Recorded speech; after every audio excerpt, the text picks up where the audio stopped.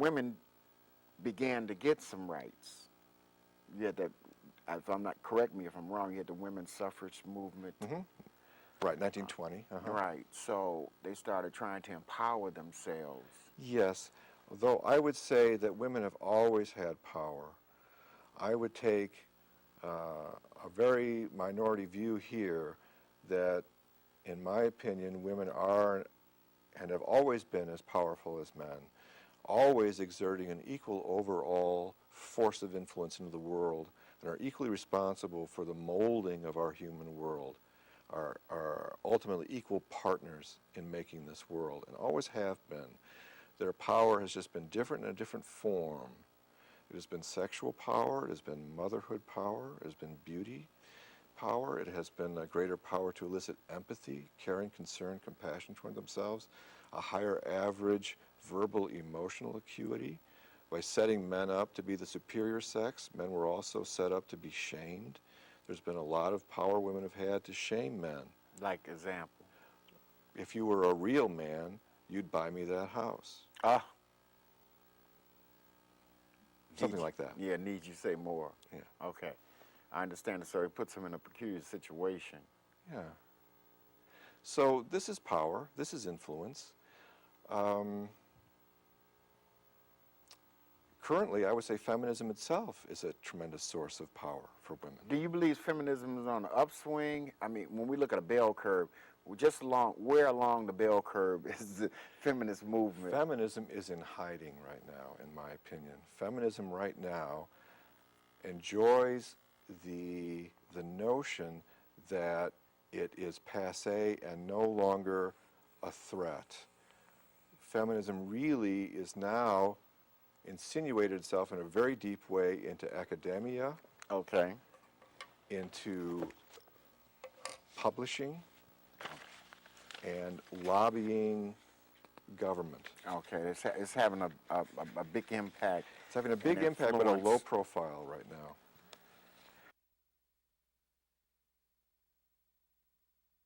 Throughout history, whenever a woman looked up, she perceived and experienced what we now call the glass ceiling. And the glass ceiling might be described as a kind of semi-permeable membrane made up of such things as gender bias, tradition, various legal and socio-political structures, which always tended to thwart women's rise to the top. However, I believe that at the same time, if woman had retrained her vision downward, she might have noticed that she was walking on a kind of glass floor made of all the same kind of stuff. It was also a semi-permeable membrane, and it protected women. It has always tended to safeguard women from sinking to the extreme bottom.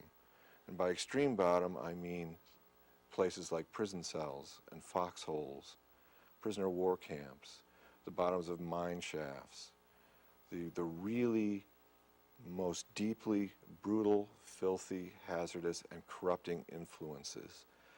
I call the glass floor a kind of insulation between women and the dark side of the world and human nature, as well as almost all of life's most harsh and hazardous requirements. One woman's floor is another man's ceiling. You see, when the men who were traumatized by war, who were disabled in labor, who were stigmatized in prisons, when they look up, the glass ceiling they encounter is the glass floor she's walking on. Wow. So they're stuck down in their glass cellars at the bottom. So what I see is a system where men have always occupied both extremes, the most and the least enviable positions on earth, the latter in far greater numbers than the former. I see men as occupying the bottom and the top, and women as occupying the middle. And in my view, that is not oppression. That's an even deal. An even deal. Mm-hmm. Again, it all balances out. That's my basic Now, premise. you're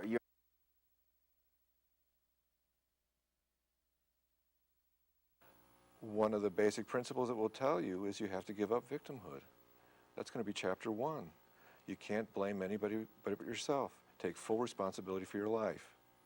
When we look at woman as having been an equal partner in the building and sculpting of our human world, not only is this respecting woman, this is honoring woman as equal. Okay. Whereas if we look at the feminist way of looking at women as having been chattel and property, this is no way to build female self-esteem or no way to build female accountability. And the power that comes, the personal empowerment that comes of being accountable.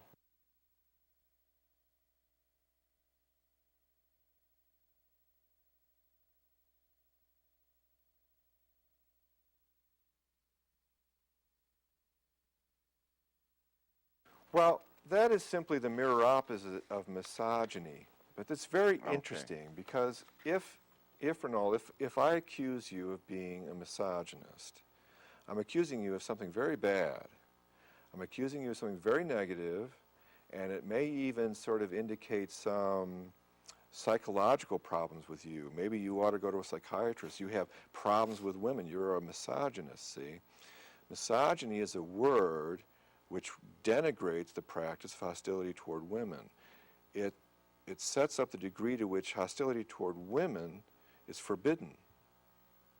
You see what I'm saying? So what is the mirror opposite word that would protect men from this kind of hostility? Where is it that tells us that hating men is a very negative thing to do? Was there ever a word? Well, the word is misandry, but you need a dictionary about that thick to find it. Okay. It's a rare dictionary that would have that word, but it is a real word. Is that because it hasn't been used in a long time, or? I think it's because a word that would censure and denigrate the practice of hostility toward men is of little use in a world wherein expressions of hostility and anger and blame and even hate toward men are everywhere embraced. Explain the this graphic. One right here? Yes. Okay. Well, that's just a picture from a catalog, an online catalog. This is called the All Men Are Bastards knife block. This is something that people can buy, bought, I'm sure, more by women than men. And what it is a man, a figure of a man, and when a woman puts a knife away into this knife block, she is essentially stabbing this man.